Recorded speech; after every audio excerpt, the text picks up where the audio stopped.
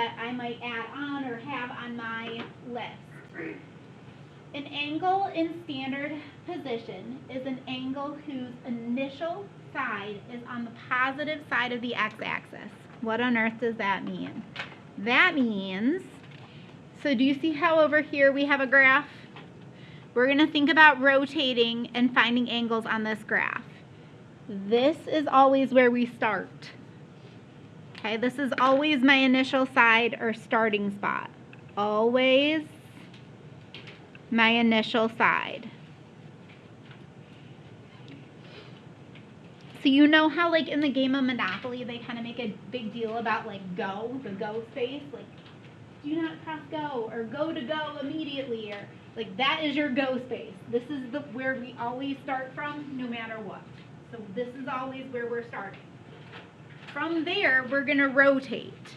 How are we going to rotate? It depends. We could rotate this way and make an angle, or we could rotate this way. So there are only two different ways. The initial side, again, is where we're thinking about the angle beginning. So again, here's where it starts, and then we rotate from there. The terminal side is where you terminate or end. You need one of the packets. So that's where you end up after you have rotated. Did you grab a packet? Mm-hmm. Oh, okay. Now, there are two different ways we can rotate. And so we need to kind of define the ways. A positive angle is when you rotate counterclockwise. So if you rotate up and over, we're going to say that's positive. So anything that's a rotation in this direction is positive. But let's say we go down and rotate this direction, which is clockwise, that's going to be negative. So do you see how I wrote CCW? That means counterclockwise is positive, and clockwise is the negative direction. Now, coterminal angles are angles that are identical in terms of how they are drawn, but how you got there might have been different. I'm going to go, actually let's talk about that for more time right now.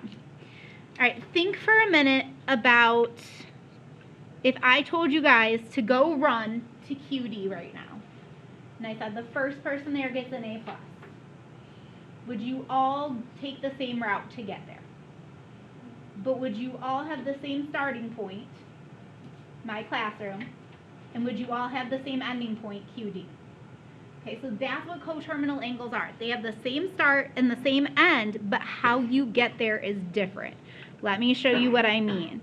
So these angles would be coterminal. So let's say I had the angle that went like this and was 45 degrees. Do you see how it's positive because I rotated this way? It went this way, it's positive 45 degrees. I could also get this same angle by spinning around once and then going to 45 degrees. So that would be 360 plus 45, so that's really a 405 degree rotation. So 45 degrees and 405 are coterminal, because I would end up with the same picture, just how I got there was different. Does that make sense? So you have the same initial and same terminal side, but how you got there isn't the same. And we'll see some more of those. So if that doesn't quite make 100% sense yet, it will. We'll do some more examples. There are two different units of measure for angles. So all this kind of goes here with the conversion piece. If you want to convert into radians, radians is one unit of measure, you would use this fraction. You would multiply by this fraction, and it's going to convert you into radians. If you want to convert into degrees, this says 180. By the way, my zero is a little small. This says 180, and this is how you would convert into degrees. So think about it similarly to if you were measuring something in inches, and somebody said convert to centimeters. Could you do that if you needed to? Right, there are 2.54 centimeters in an inch, And so you can multiply and find the number of centimeters. Similarly, these are two different measurements, two different ways to measure. So think of them like inches and centimeters. You can measure in degrees or you can measure in radians, and that's our conversion factor. And this is what we're going to spend tomorrow on, is this in particular. So we're going to spend a full day on converting back and forth. That's tomorrow's lesson. Arc length is how long an arc is if you were to measure it. So for example, when I say arc length, remember we have an initial and a terminal side of our angle. So let's say this is my initial, let's say this is my terminal side. Do you see how there is an arc created between the two? This is what I mean when I say arc length. I am finding literally, like if you took a piece of string, right, because it's kind of curved. So if you took a piece of string and put it along there and then you pulled it tight, how long would it be? It would be theta, which is your angle in the middle here, times your radius. So R is radius and theta is your central angle. So radius, and then this is central angle, so angle in the center. And again, we talked about there being two different types of measurement. When you find arc length, you have to have your theta in radians. So if it wasn't there originally, you would have to do a conversion first. And like I said, we're going to talk about how to do all those things. So I just want you to have a rough idea of where we're headed right now.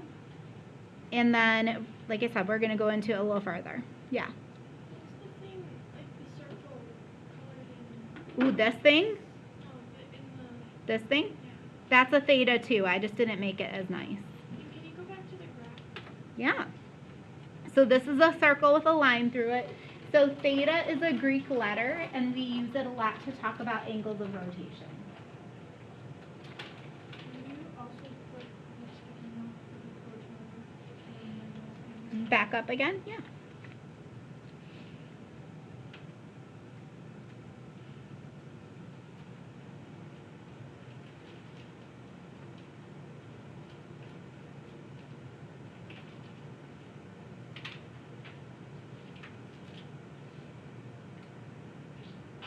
Bless you. Bless you.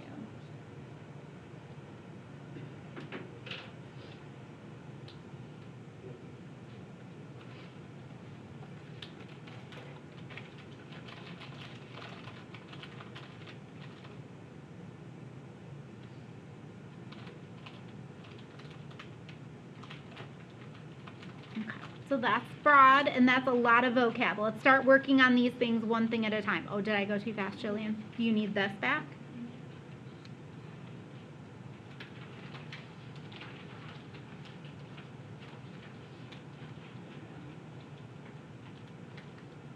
Good? Okay, perfect. So we're going to start going through them one thing at a time. So if you're like, I kind of got part of that, good. We're going to go through them, like I said, one topic at a time and give each one of them more like time and effort and energy and detail. Here we go. Thing number one. And we're only going to do this first bit today. We're not going to go through and convert. So this is actually where we're stopping. Like that's as far as we're going today. So the vocab and having kind of a general idea, and then we're going to talk about this. All right, so we want to draw an angle. So that means we're going to start drawing these things. We want to give it in standard position. That means that every single time we are starting here, right, on the positive part of the x-axis. Then we want to give two coterminal angles, and we want to have one positive and one negative. Okay, so that's a lot of directions. Let's do those one thing at a time. First of all, if you want a straight edge, there are rulers back there and protractors back there. I'm going to use one because you know who I am as a human. Like I need my exactness. Here is my setup. And then I think I'm going to use a second color to actually draw in my angle. So you might want to get out a second color as well. All right, so there is my grid. Now, When I say get a protractor, I mean use it for a straight edge. I don't really need you to sit here and measure 50 degrees. Do you see how I can? Like, I'm going to make it just a little bit bigger than halfway because it's a little bit bigger than 45. So you don't have to have a protractor. Protractors are nice. They're lovely. But again, I'm using mine for a straight edge. I'm not truly using it to measure. I'm kind of making it approximate. Does that make sense? Okay. So this is my angle. This is my initial side. This is my terminal side. So here's my angle that I've created. This angle is 50 degrees. All right. Actually, I think I'll do these in multiple colors because I think that might help. Okay, we need to get there another way. I want to get there a positive way again. So let's do positive first. What if I spun around once and then went to that spot? Is that another way to have the same start and ending point? Okay, so we need to figure out how big this would be. So I have my 50 degrees. What would I add to it? 360 because I did a spin first. So that would be 410 degrees. So 410 is another coterminal angle. All right, now it wants a -1. Negative means I have to go the other way. So I'm going to go this way instead. Same starting initial side, same terminal ending side, but how did I get there? I went backwards. All right, so how could I figure out this angle if I know this one's 50? How could I calculate the pink one? 360 minus 50. These should all be pretty simple calculations. If you find yourself doing like a lot of work and, I don't know, a bunch of steps, you're doing it wrong because it should just be a simple addition or subtraction problem. Does that make sense? So if you're doing more than adding and subtracting, you're doing too much. Okay? I want to go back to the original graph for a minute. Can we backtrack for a second? Make sure you have this drawn in. And then I want to backtrack. So go back to page 1. Let's talk quickly about all these things and how much it rotates. If this is 0 degrees, this is my starting spot. Ooh, you can't see that. How much did I rotate to get here? 90. How much did I rotate to get here? 180. How much did I rotate to get here? Ooh, 270. And then if I went the whole way around, this would be 360. So I'll just write it below the 0. I think those are kind of helpful to have in there as well. So I would add those into that picture, just so I think it's something we know, but just having it there so you can see it is nice. Okay, let's go back to our problems. And again, this is all you're going to have on the homework tonight, so it shouldn't be terrible. We're kind of compartmentalizing these ideas and doing a piece at a time. All right, I didn't leave myself much room. So this is number 1. I'm going to do number 2 over here, and I'll do number 3 on a Post-it note because I didn't really budget my space very well. What else is new? Here's my grid. Okay, 400 degrees.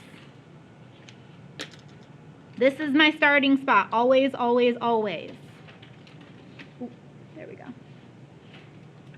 I want to rotate 400 degrees. If I go one loop around. Oh, sorry. Okay, let's try that again. I was looking at 3.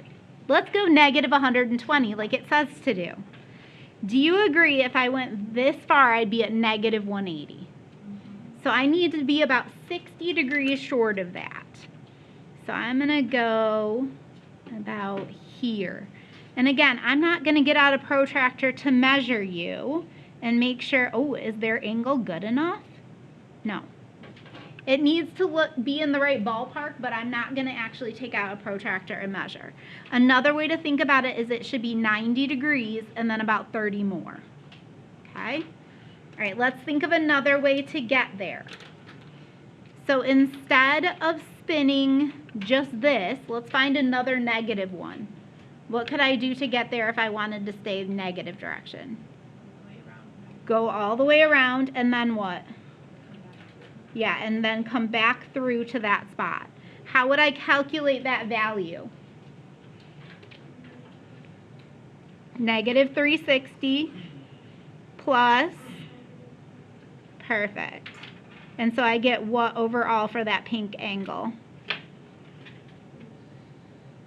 Negative 480. Okay.